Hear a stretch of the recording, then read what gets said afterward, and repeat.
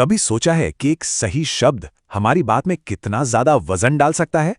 आज हम सब मिलकर यही सीखने वाले हैं कि कैसे साधारण शब्दों से थोड़ा आगे बढ़कर अपनी भाषा को और भी पहना और भी दमदार बनाया जाए। तो चलिए शुरू करते हैं। अच्छा, जरा इन 3 शब्दों को देखिए, abandon, relinquish और forsake। सुनने में तो तीनों का मतलब एक ही लगता है, छोड़ देना। तो फिर इनमें फर्क क्या है? अरे यही तो भाषा का असली जादू है। ये जो छोटी छोटी बारीकियां हैं ना, यही हमारी बातचीत को एक अलग ही लेवल पर ले जाती हैं। और बस यही आज का हमारा मेन फोकस रहेगा। हम सिर्फ शब्दों के मतलब नहीं रटेंगे, नहीं, बल्कि उनके पूरे कुनबे को समझेंगे। मतलब उनके जैसे मिलते जुलते शब्द और उनसे बिल्कुल उल्टे अर्थ वाले शब्द। इससे हमें हर सिचुएशन के लिए एकदम परफेक्ट शब्द चुनने में मदद मिलेगी। आइए तो शुरुआत उन शब्दों से करते हैं जिनका मतलब किसी चीज को जाने देना, छोड़ देना या फिर कम कर देना होता है। तो सबसे पहले है abandon। देखिए, इसका मतलब सिर्फ छोड़ना नहीं है, बल्कि हमेशा के लिए त्याग देना है, और खासकर तब जब हमारी कोई जिम्मेदारी हो। इसके जो दूसरे भाई बंधु हैं, जैसे लीव, रिलिंक्विश और forsake, ये सब भी एक तरह के फाइनल फैसले का ही एहसास कराते हैं। ये उदाहरण abandon की असली ताकत दिखाता है। ये सिर्फ छोड़ना नहीं है, यहाँ एक मजबूरी है, जान बचाने की एक अर्जेंसी है। सोचिए, लीविंग अ पार्टी और अबैंडनिंग अ सिंकिंग शिप में कितना जमीन आसमान का फर्क है।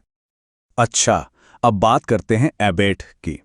कल्पना कीजिए, एक भयानक तूफान जो धीरे धीरे शांत हो रहा है, या फिर कोई तेज दर्द जो अब हल्का पड़ रहा है। बस इसी कम होने या धीमा पड़ने को एबेट कहते हैं। अबैट को समझने का सबसे अच्छा तरीका क्या है? इसकी तुलना इसके उल्टे शब्द से करना। जैसे ही हम इंक्रीज के सामने अबैट को रखते हैं, मतलब एकदम शीशे की तरह साफ हो जाता है ना? अगला शब्द है एब्रीविएट, जिसका सीधा सा मतलब है किसी चीज को छोटा करना।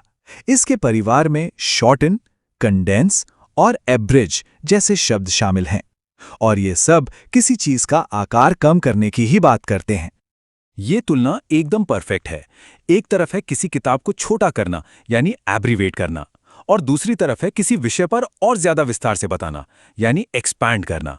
दोनों एक दूसरे के बिल्कुल विपरीत हैं। चलिए अब इन्हीं आइडियाज को इंसानी भावनाओं और व्यवहार की दिलचस्प दुनिया में लेकर चलते हैं। अब एक बहुत ही मजबूत शब्द पर आते हैं, एबेस। इसका मतलब है किसी को नीचा दिखाना, उसे अपमानित महसूस कराना। इसके जो हम अर्थी शब्द हैं, ह्यूमिलेट और डिग्रेड, उनमें भी उतनी ही चुभन महसूस होती है। अभेस का ही एक करीबी रिश्तेदार है अबाश, लेकिन यहां अपमान से ज्यादा शर्मिंदगी और घबराहट वाली फीलिंग है। ये कुछ ऐसा है जैसे किसी को अचानक असहज कर देना, जिससे वो समझ ही ना पाए कि अब क्या करे। अबहॉर का मतलब सिर्फ नापसंद करना नहीं है, नहीं, इसका मतलब है किसी चीज से बहुत ज्यादा नफरत करना, घोर घृणा करना। ये एक बहुत ही तीव्र, एक बहुत ही इंटेंस भावना है।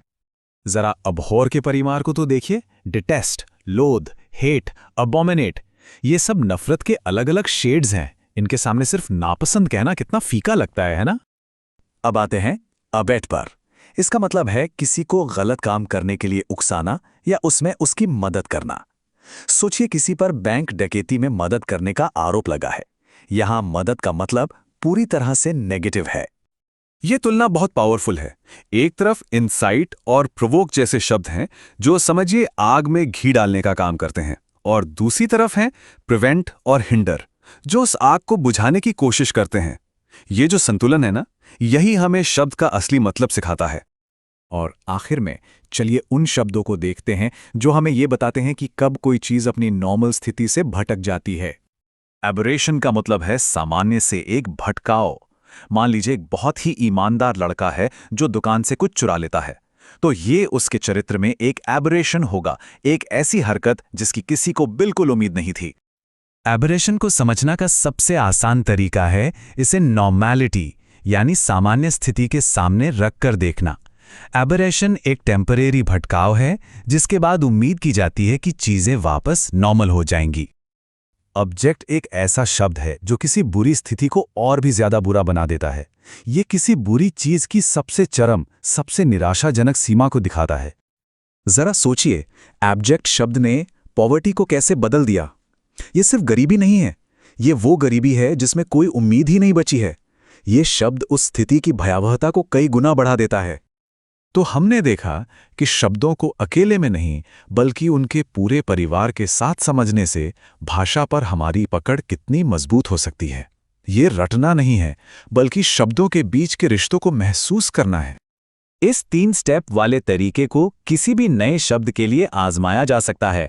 पहले उसे डिफाइन करें, फिर उसके जैसे शब्द खोजें और आखिर में उसके उल्टे शब्द से उसकी तुलना करें। आप देखेंगे कि आपकी वोकैबुलरी में एक नई गहराई आ गई है।